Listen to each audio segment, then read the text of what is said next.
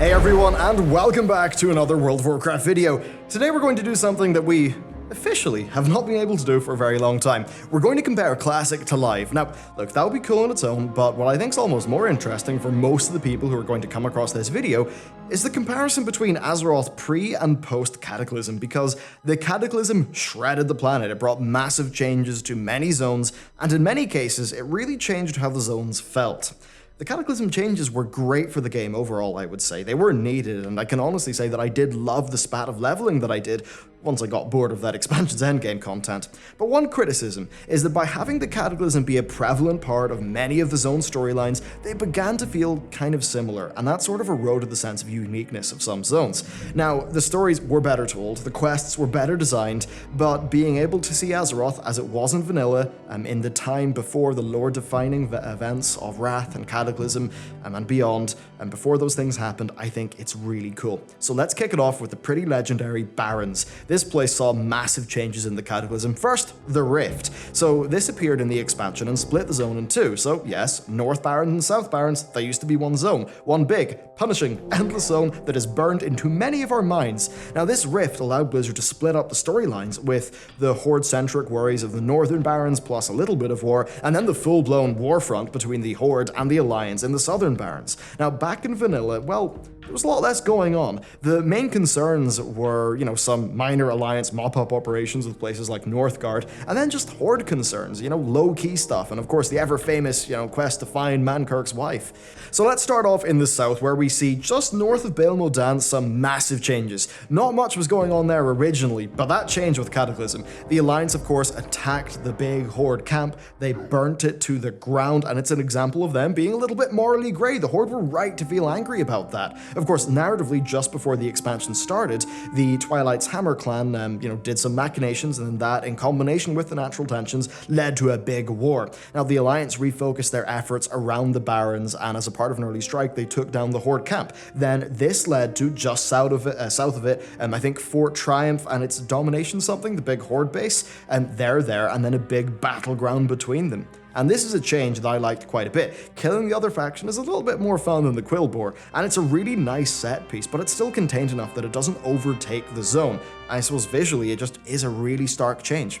Then as we move north, we get closer to the Rift, and the first thing you notice is way more greenery. The entire area around the Wailing Caverns is much larger, likely just to give the zone some more visual variety. And the questing is significantly expanded there, with there being a few new set pieces within the sort of new lush area. So overall, this does lead to some more, visually varied questing on Live than you would have gotten vanilla, but of course back in vanilla, it did serve its purpose to break up the zone quite well. As for the Rift itself, well, what's interesting about that is that it's not a straight line. It twists up to the north and it shapes the exit of Stone Talon Mountains, making it instead lead to the higher level and faction neutral Southern Barrens, with that area, of course, having the, questline that culminates in the big faction war. And then, of course, that area, that tip of the Rift, has, I think, an expanded storyline where you fight off Centaur in a pretty cool little set piece. Now, what's interesting to me is that this is a case of the leveling flow shaping the world, because previously the game was far more spread out.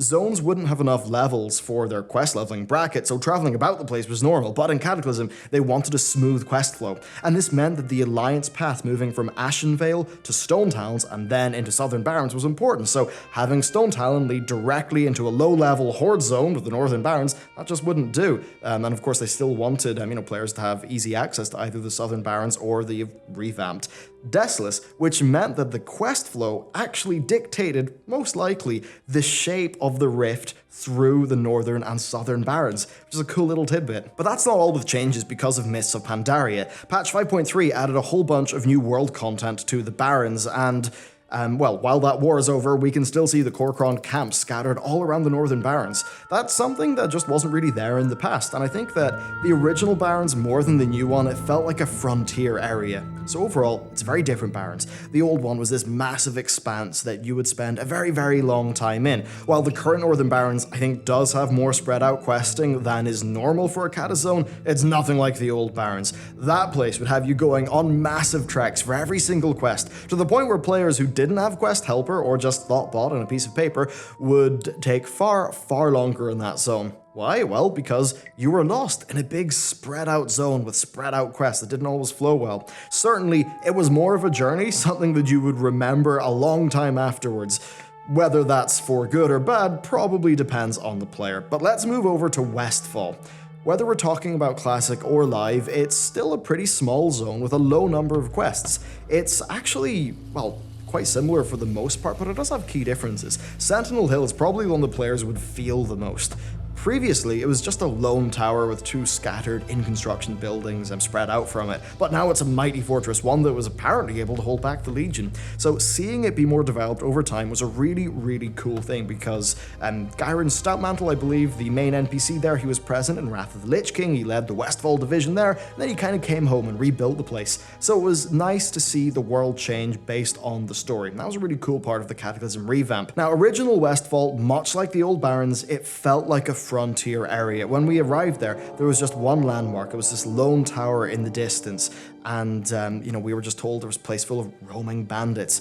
The modern version is a little bit like that, but it's more a story of an area falling back into its own ways, though Blizzard do make use of how well developed the area is in comparison for the end of the Defias Brotherhood questline to make that have a harder punch. So originally the feeling of this zone focused on vulnerability and being lost in a frontier region, whereas the modern version is about an area in decline and order kind of slipping through our fingers.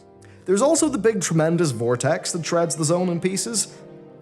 It has no purpose. It may have at some point. I mean, it looks cool, but it doesn't seem to do anything. As for the rest of the zone, it's pretty much similar, but the story is interesting because the story of Westfall is a direct sequel to the old one, and as far as WoW quests go, it did a pretty good attempt at a narrative. Now, in my time going through these zones, one thing was really noticeable, and that was the feeling of kind of being lost and how the graphics tie into that. Back in the day, heavy distance fog was needed for performance reasons. That meant that zones were designed with that lower view distance in mind, and that meant that all of the big mountain shapes that you would see through the fog would give you this really big feeling of the world being massive, even though it wasn't.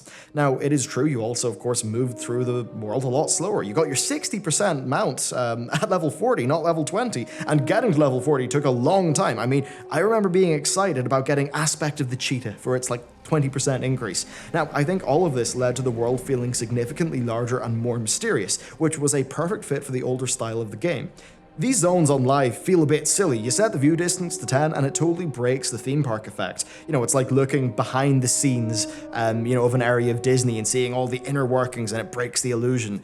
Now, when you take that same view distance and you apply it to Kul Tiras, well, you get the opposite effect. Kul Tiras is an example of a region that is designed for the capabilities of the modern engine, where the view distance adds to the feeling of scale rather than taking away from it, because you're always being dominated by far-off mountaintops and landmarks that reinforce how small you were, rather than the old way, where you were kind of lost in a world that was larger than you can really see. Then finally, I want to bring up music. The music is very different, and I've got to admit, I kind of prefer the old stuff from a gameplay perspective. I don't think the bigger's better. I think the older stuff's more ambient, and the lower budget leads to a stronger focus on simple melodies over having a big, expansive sound. I think it's just a part of what makes so much of the older game music a bit more memorable. But that said, my favorite music is actually from the Burning Crusade.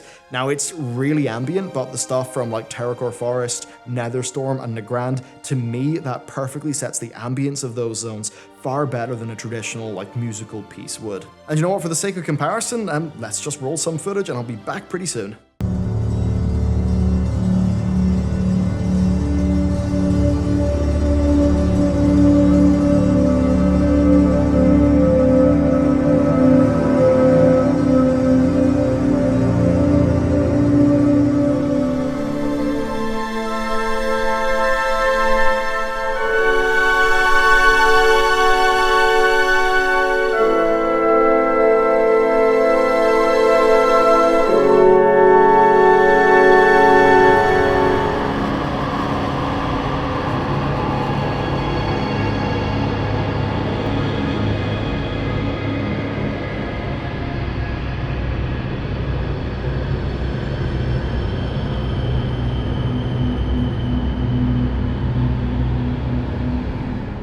Alright, so that is my comparison of these two different zones in Cataclysm, and I think the differing design direction and feels that they evoke. it's a really interesting topic, I suppose. The game has ended up in a great place with places like Cultras that really do just make use of what the modern engine can do, but it just is interesting seeing how that the modern engine and the view distance just doesn't mesh as well with the older zone design. So I thought it was pretty fun to look at. Let me know what you think about the varying zone designs and how you like the world itself to feel down in the comments below. So thank you very much for watching, and with that, I'll see you next time.